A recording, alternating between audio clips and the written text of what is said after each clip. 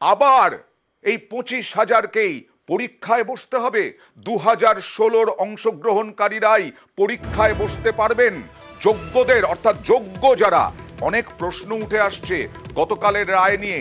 এই প্রশ্ন উঠছে যে এসএসসির রায়ে পরীক্ষার মুখে যোগ্যরাও, তাঁরা তো বলছেন আমরা পরীক্ষা দিয়েছি, কেউ কেউ বলছেন আমরা পরীক্ষা দিয়ে ঠিকমতো পাশ করেছি, কেউ কেউ বলছেন আমরা তো সিঙ্গেল বেঞ্চের রায়ে চাকরি পেয়েছি, তাহলে আবার পরীক্ষা কেন?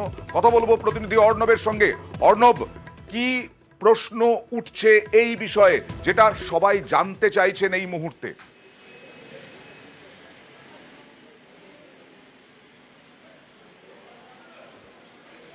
দেখো, গতকাল বিচারপতি বসাকের বিশেষ ডিভিশন বেঞ্চের যে রায়, সেই রায়ের যে ডিরেকশনগুলি রয়েছে, মোট 17টা অনিয়মকে সামনে রেখে প্রথমেই যেটা রায়ে ফাইনাল ভার্ডিক্টে বলা হয়েছে যে এই 2016-র 4টে নিয়োগ প্রক্রিয়া, গ্রুপ ডি, গ্রুপ সি, নবম, দশম, একাদশ, দ্বাদশ, এই প্রক্রিয়াটা entire process null and void and cancel, অর্থাৎ এই পুরো ঘোষণা করছে।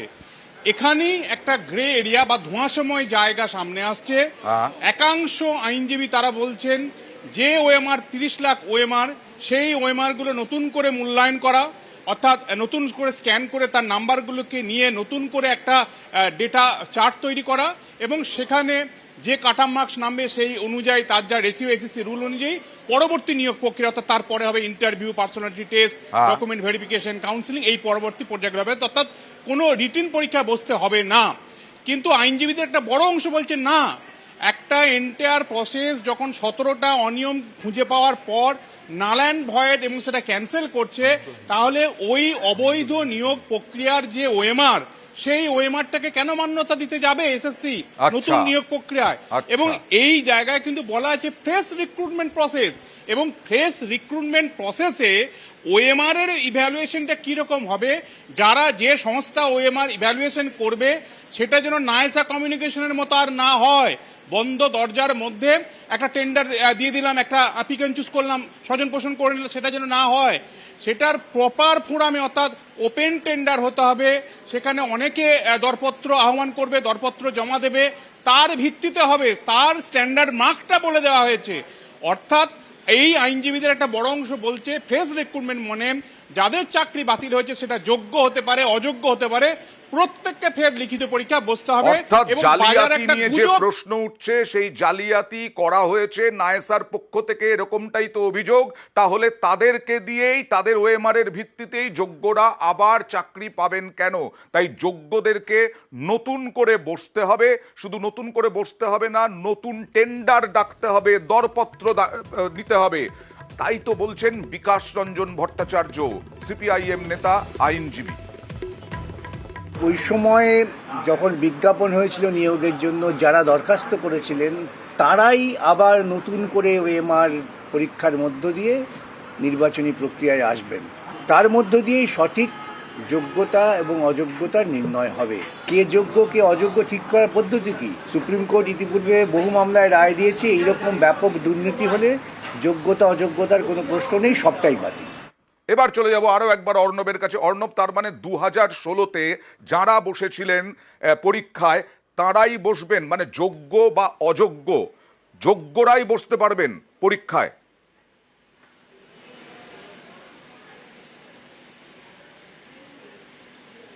দেখো, এই জায়গাটা তো ধোঁয়াশা জায়গা রয়েছে, এবং সেটা এসএসসির উপর ছেড়ে দিয়েছে আদালত। আচ্ছা। এবং এসএসসি কে বলে যে নিয়ম মেনে রিক্রুটমেন্ট, ফ্রেশ রিক্রুটমেন্ট করতে হবে।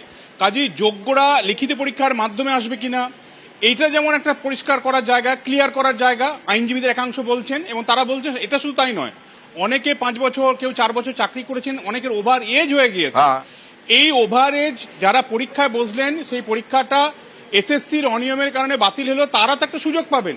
তাহলে ওভার এজ যদি হয়ে গেছে, আমার বয়স পেরিয়ে গেছে, তাহলে তাদের কি সুযোগ হবে কি হবে না, এটাও নির্দেশনামায় কোথাও স্পষ্ট করে বলা নাই। এই জায়গাগুলো স্পষ্ট করা থাকলে বিষয়টা বুঝতে আরো সুবিধা হতো। আচ্ছা। এবং এর পাশাপাশি এই আইনজীবীদের একটা বড় অংশ বলছেন সুপ্রিম কোর্টে হয়তো মামলা যাচ্ছে, এবং সেখানে এই যুক্তিগুলি তারা নির্দিষ্ট আকারে রাখবে, এবং সেখানে সুপ্রিম কোর্টের কাছ থেকে তারা স্থগিতাদেশ প্রার্থনা করবে। আজকে 9 বিচারপতির লার্জার বেঞ্চ ছিল, তাই আজকে মেনশন করা যায়নি বলে আমরা সূত্র বেশ। খবর পাচ্ছি। Okay. সম্ভবত বুধবার সুপ্রিম কোর্টে এসএসসির মামলা মেনশন হতে পারে, এমনটা আমরা জানতে পারছি।